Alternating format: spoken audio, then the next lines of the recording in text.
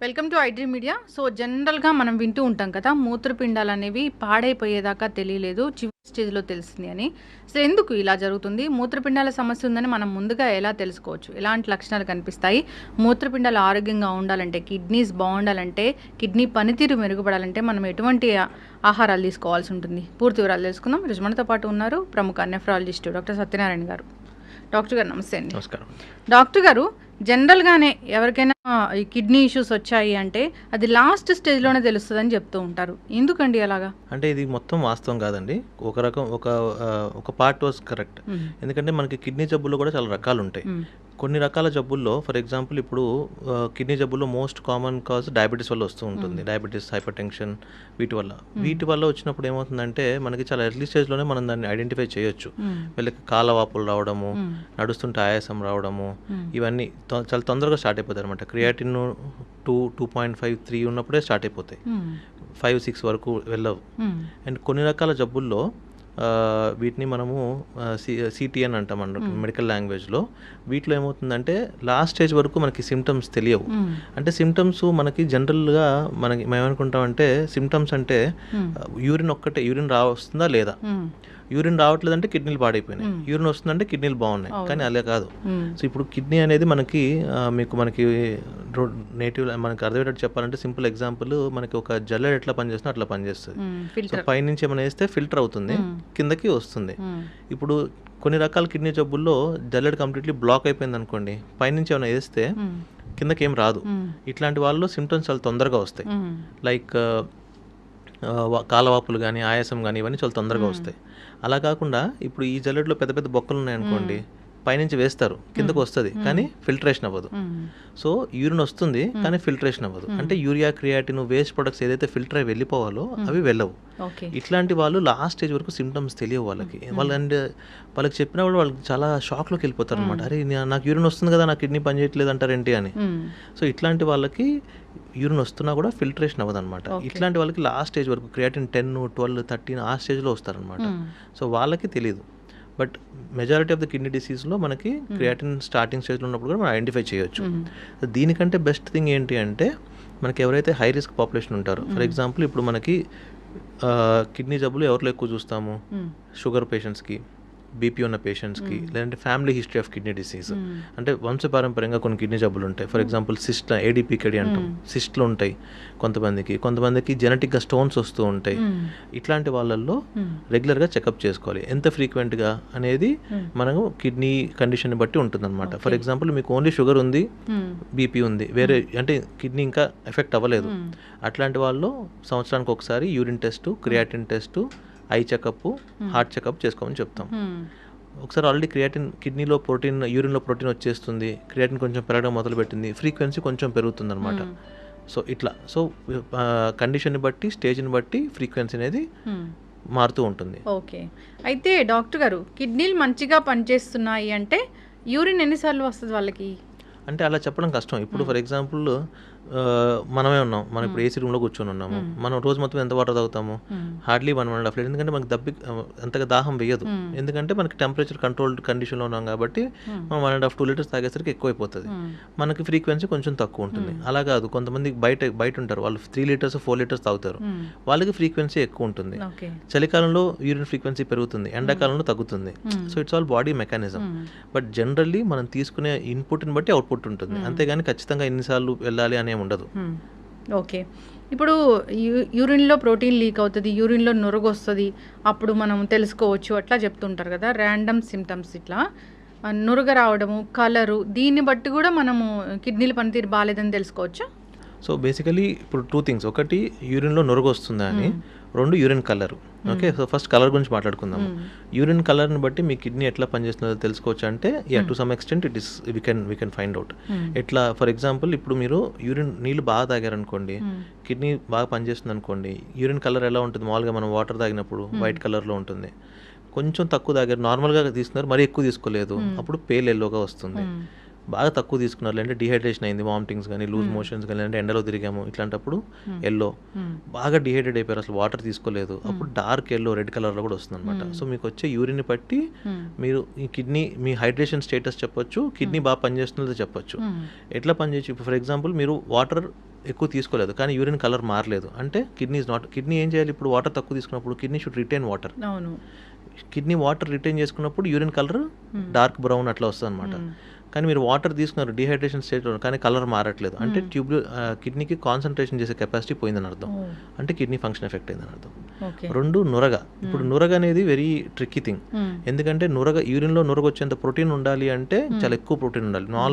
నార్మల్గా మనము 30 to 300 milligrams normal అని చెప్తాం.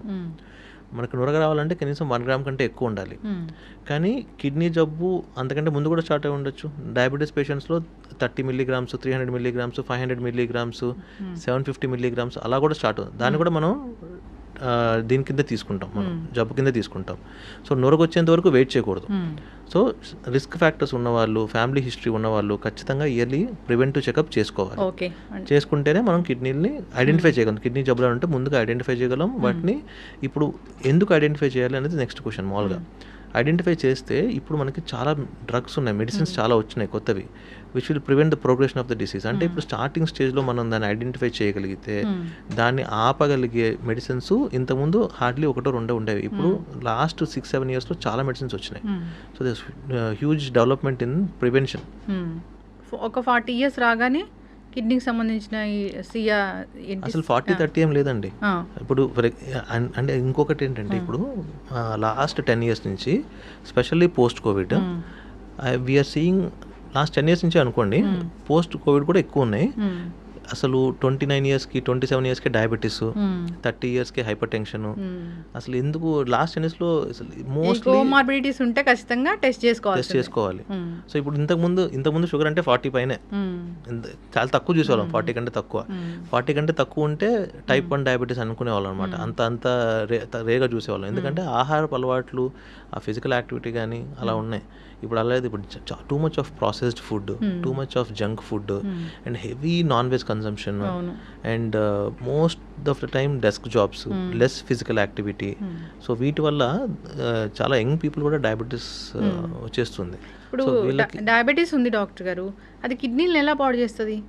అంటే ఇప్పుడు మేజర్గా షుగర్ వల్ల ప్రాబ్లం ఏంటి అంటే, షుగర్ వల్ల యాసెస్ మీకు ఏం ప్రాబ్లం ఉంది, షుగర్ ఎక్కువైతే నీరసం వస్తుంది, షుగర్ తక్కువైనప్పుడు నీరసం వస్తుంది అంతే.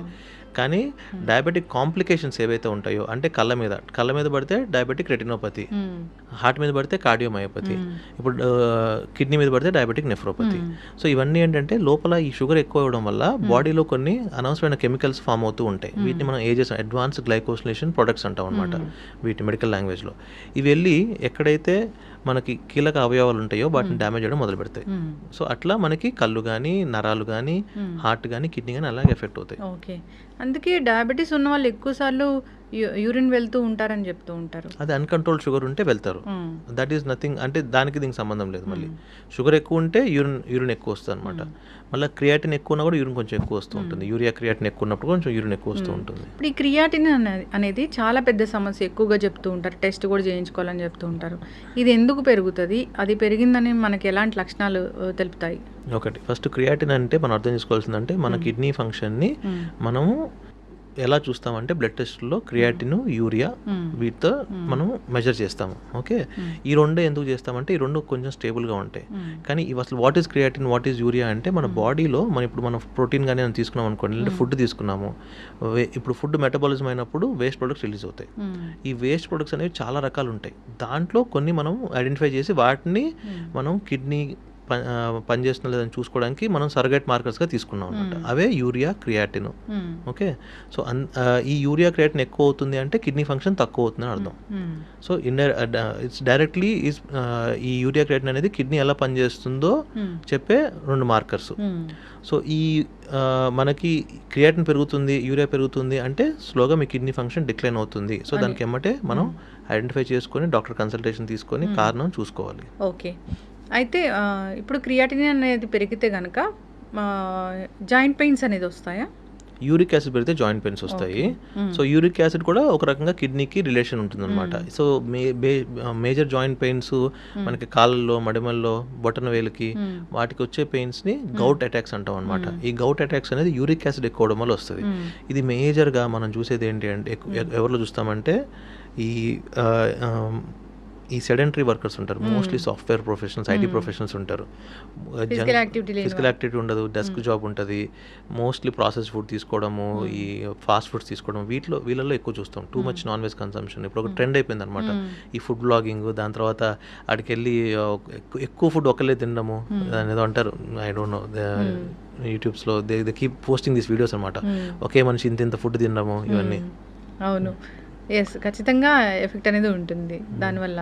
అయితే డాక్టర్ గారు, ఇప్పుడు బీపీ ఉంది, బీపీ ఎంత పెరిగితే కిడ్నీలు పాడవుతాయి?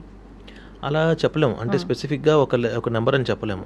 అయితే మన ఏజ్కి తగ్గట్టు టార్గెట్ ఇస్తూ ఉంటాం అనమాట. ఫర్ ఎగ్జాంపుల్ ఇప్పుడు ఒక 20 years 25 years ఉన్న వ్యక్తికి 50 years 60 years ఉన్న వ్యక్తికి ఒకటే బీపీ మెయింటైన్ చేయాలంటే కాదు.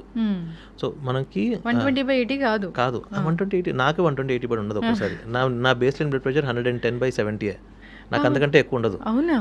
BP, what is blood pressure? Blood pressure అంటే బాడీలోని అవయవాలకి ఎంత ప్రెషర్ ఉంటే బ్లడ్ సప్లై కరెక్ట్గా ఉంటుందో దాన్ని బ్లడ్ ప్రెషర్ అంటాం, అంతే. It will be generated by heart and మనకి బ్లడ్ సప్లై చేసే నరాలు వాటిని మెయింటైన్ చేస్తూ ఉంటాయి. ఇప్పుడు నా బాడీలో 110/70 ఉన్నప్పుడు నా బాడీకి అన్నిటికీ అవయవాలు బాగుంటుంది అనుకోండి, అంతకు మించి పెంచదు బీపీ. 120 నార్మల్ కదా, 120కి వెళ్ళదు బీపీ. నాకు 110 ఉంటుంది. నాకు ఇప్పుడు 106, 107, 110 ఉంటుంది నాకు. అట్లా ఆడవాళ్ళు కొంచెం తక్కువగానే ఉంటుంది. ఎప్పుడు అందరికీ 120 ఉండాలని ఏం లేదు. తక్కువ ఉన్న వాళ్ళందరూ నాకు లో బీపీ ఉంది అనుకుంటారు, అలా లో బీపీ ఉండదు. లో బీపీ అంటే బీపీ తక్కువ ఉండి మీకు సిమ్టమ్స్ రావడం అంటే తల తిరగడం కానీ, గిడ్డినెస్ కానీ, ఇట్లాంటివి ఉంటే లో బీపీ ఉందని చెప్తాం. And for example elderly people ఉన్నారనుకోండి, 60 ఏళ్ళు 65 ఏళ్ళు వాళ్ళకి 120 టార్గెట్ చేయం మనం. 140 150 టార్గెట్, 140 టార్గెట్ చేస్తాం అనుకోండి. 140/90 కూడా నార్మల్. ఆ ఏజ్కి 60 years 65 years ఉంటే మనం లిటరేచర్ తీసుకున్న గైడ్ లైన్స్ తీసుకుంటే కనుక up to 140 is normal for them. అదే కిడ్నీ డిస్ఫంక్షన్ ఉంటే ఇంకొంచెం ఎక్కువ ఉన్నా కూడా మనం టాలరేట్ చేస్తాం. సో ఒక సెట్ ఆఫ్ ఫిగర్, అందరికీ ఒక జనరలైజ్ ఒక ఫిగర్ చెప్పకూడదు మనం. పేషెంట్ ఏజ్ అంతా, పేషెంట్కి కండిషన్స్ ఏమున్నాయి, డయాబెటీస్ ఉందా, హైపర్ టెన్షన్ ఉందా, కిడ్నీ ప్రాబ్లం ఉందా, చిన్న వయసు ఉన్న వాళ్ళ, పెద్ద వయసు ఉన్న వాళ్ళ, దీన్ని బట్టి బీపీ ఉంటుంది. Okay, yes. అయితే ఇప్పుడు ఈ టెస్ట్లన్నీ చేయించుకుంటే ఒక 25 లేదా కోమార్బిడిటీస్ ఉన్నాయి, అలాంటప్పుడు టెస్టులు చేయించుకుంటే ఏదైనా ఇబ్బంది ఉంటే ముందుగానే తెలుసుకోవచ్చు మన కిడ్నీ ఫంక్షన్ బాగుందా లేదా జెనెటికల్గా కూడా ఉన్నా కానీ మనం ముందే టెస్టులు చేయించుకోవాల్సిన అవసరం ఉంటుంది. అయితే కిడ్నీలో స్టోన్స్ అని వింటూ ఉంటాం డాక్టర్ గారు. కిడ్నీలో స్టోన్స్ కూడా ఇప్పుడు వచ్చాయంటే వెంటనే తెలియదు, అవి కూడా ఎప్పటికో తెలుస్తాయి అని అంటూ ఉంటారు. కొన్ని అయితే యూరిన్ త్రూ వెళ్ళిపోతాయి అంటారు. కిడ్నీ స్టోన్స్ అనేది ఒక చాలా పెద్ద సబ్జెక్టే అయిపోయింది. కిడ్నీలో స్టోన్స్ అనేవి ఎందుకు ఫామ్ అవుతాయి, ఎవరిలో ఫామ్ అవుతాయి, ఏ ఏజ్లో ఫామ్ అవుతాయి, ఇవి యూరిన్ నుంచే బయటికి వెళ్ళిపోతాయా, సర్జరీ వరకు వెళ్ళాల్సిన అవసరం ఉంటుందా? పూర్తి వివరాలు. సో ఇప్పుడు కిడ్నీ స్టోన్స్ అనేది మనకి 2 రకాలుగా చెప్తామండి. ఒకటి అబ్స్ట్రక్టివ్ స్టోన్స్, నాన్ అబ్స్ట్రక్టివ్, అంటే అడ్డం పడే స్టోన్స్, అడ్డం పడని స్టోన్స్. ఇప్పుడు కిడ్నీ ఉంటుంది, కిడ్నీ నుంచి కింద బ్లాడర్కి ఒక పైప్ ఉంటుంది, యూరెటర్ అని. సో ఈ కిడ్నీ లోపల స్టోన్ ఉందనుకోండి, అవి నాన్ అబ్స్ట్రక్టివ్ స్టోన్స్, అంటే అడ్డం పడని స్టోన్స్. వీటి వల్ల ఈ పెద్దగా మనకి ప్రాబ్లం ఉండదు. సైజ్ పెరిగినప్పుడు పెయిన్ వస్తుంది అంతే. ఆ పెయిన్ వచ్చినప్పుడు మనం దాన్ని తీపిచ్చేసుకోవాలి. పెయిన్ అంటే బ్యాక్ పెయిన్ వస్తుంది, వీపులో వస్తుంది పెయిన్. ఓకే.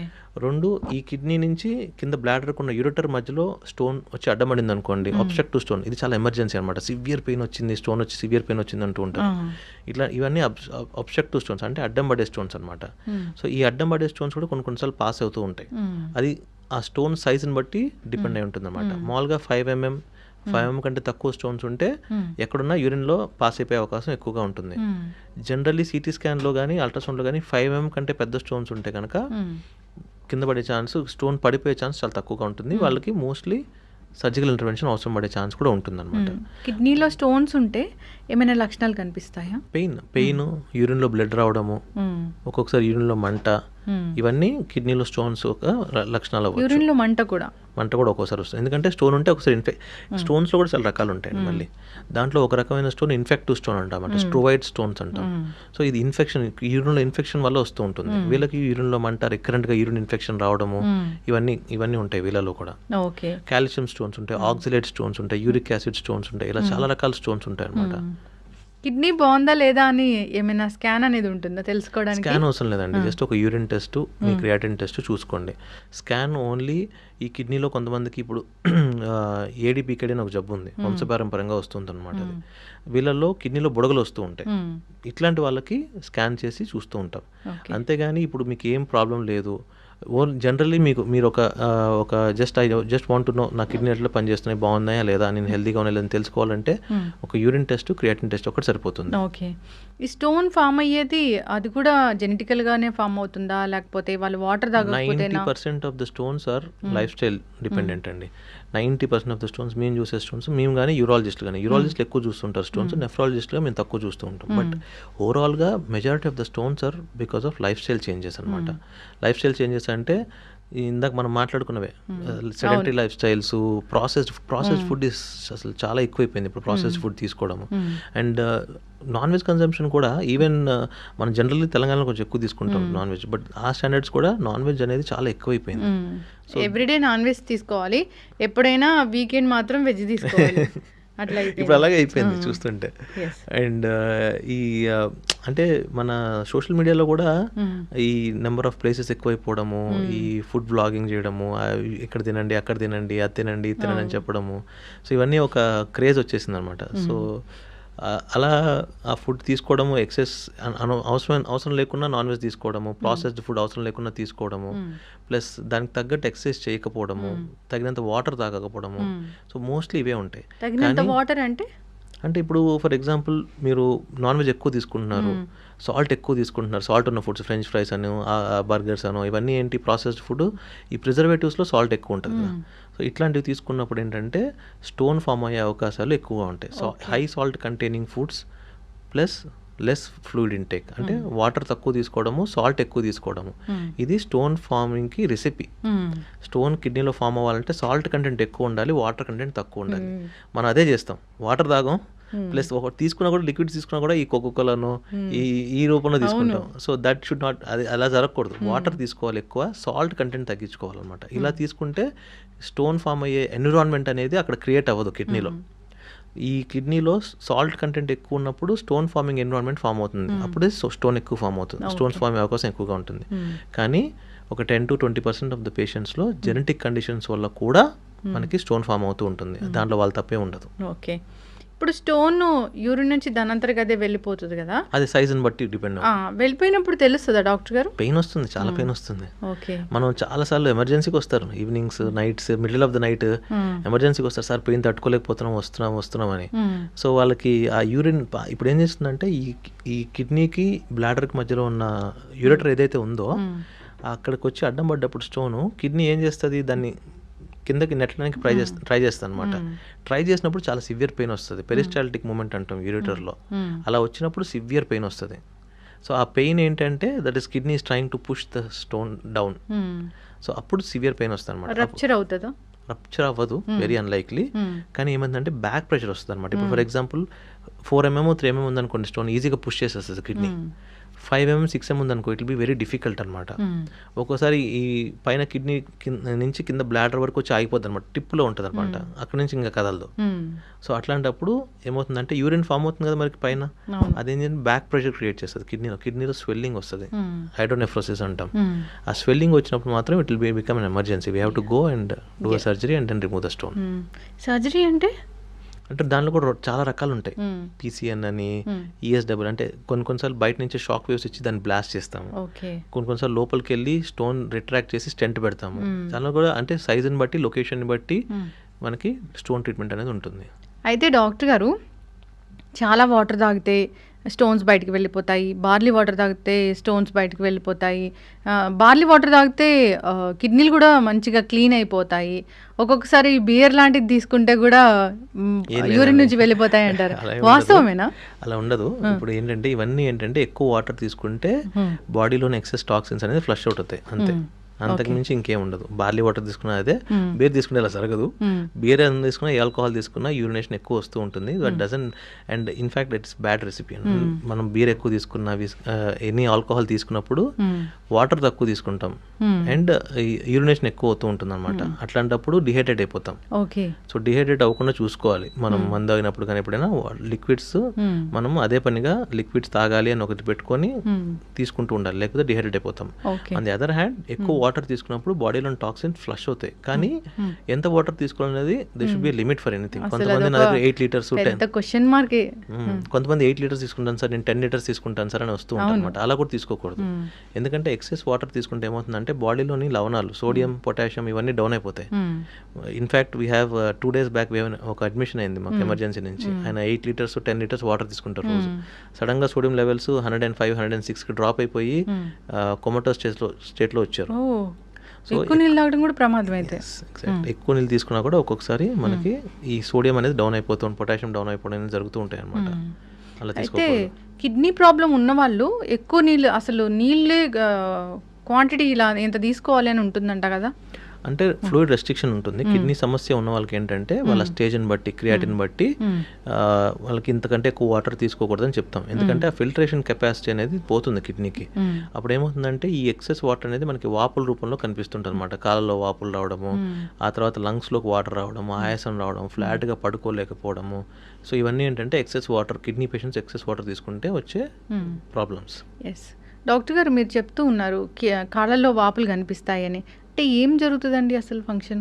ఏది ఎక్సెస్ వాటర్ అంటే ఇప్పుడు ఎక్సెస్ వాటర్ బాడీలోనే ఎక్సెస్ వాటర్ ఉంటుంది కదా. ఎక్సెస్ వాటర్ ఏంటంటే ఈ ప్రెషర్ తట్టుకోలేక లోపల బయటకు వచ్చేస్తాయి. అవి same thing will happen in the lungs. First water కాళ్ళలో స్టార్ట్ అయినప్పుడు లంగ్స్లో కూడా వస్తుంది అనమాట.